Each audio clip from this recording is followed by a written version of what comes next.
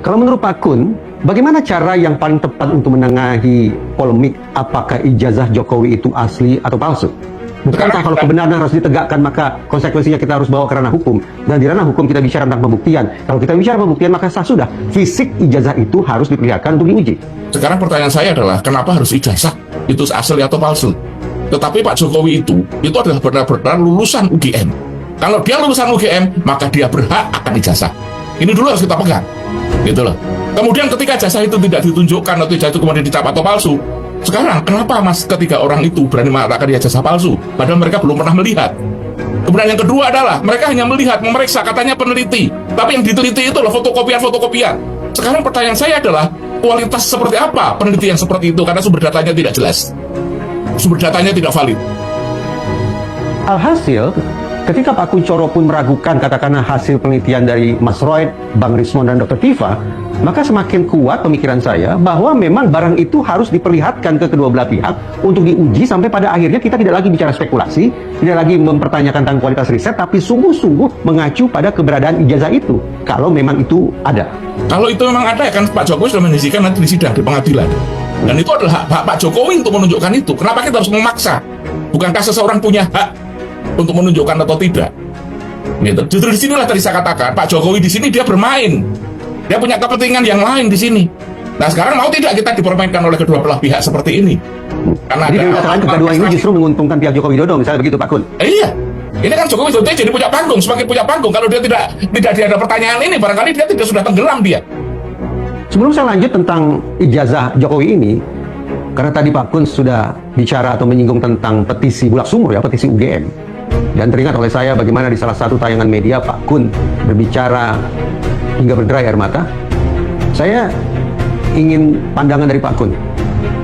Setelah pernyataan itu disampaikan secara terbuka, setelah Pak Kun berderai air mata, apakah Jokowi mengindahkan atau tetap mengabaikan petuah yang disampaikan oleh sekian banyak begawan di UGM sana? Itulah yang tadi saya katakan.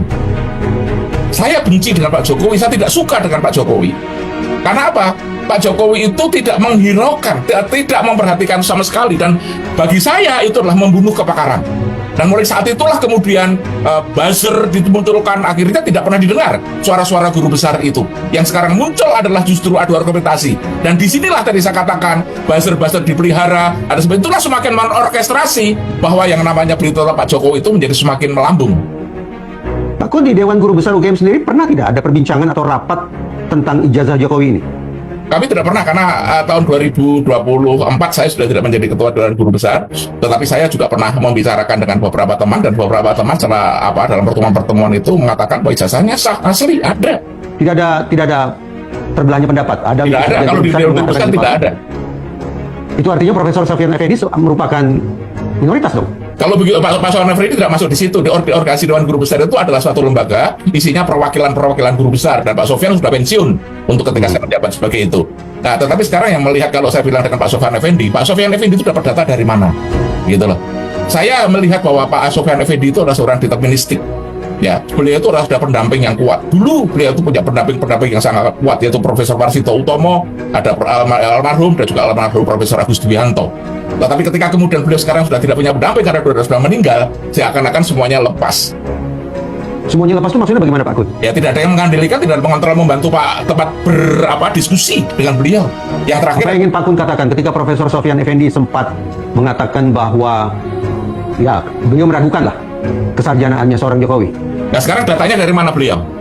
Beliau selesai rektor, apakah dia melihat data tentang Jokowi pada waktu beliau menjadi rektor? Pada waktu itu Jokowi belum siapa-siapa, dia belum tahu. Dan saya nggak yakin Pak Sofyan Effendi itu melihat.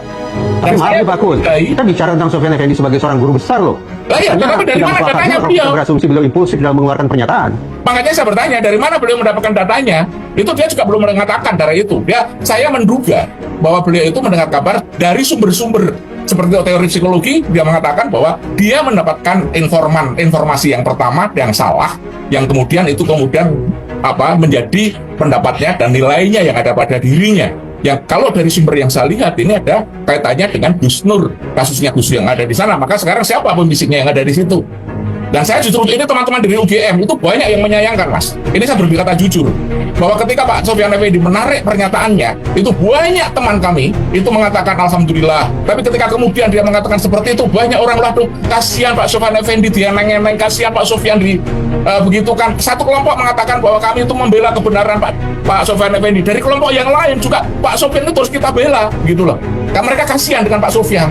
Pak Kun ingin mengatakan bahwa Profesor Sofyan Effendi sudah menerima informasi yang salah dari orang-orang yang tidak terpercaya. Betul. Bukankah hal yang sama juga saya bisa katakan kepada pendapat Pak Kun sendiri? Pak Kun tidak pernah lihat ijazah fisik Jokowi, Loh, mengandalkan kata orang-orang. Dari fisiknya, Mas. Dari data saya lihat ada teman-temannya saya tanya. Teman-teman dosennya saya tanya pada mereka. Gitu loh.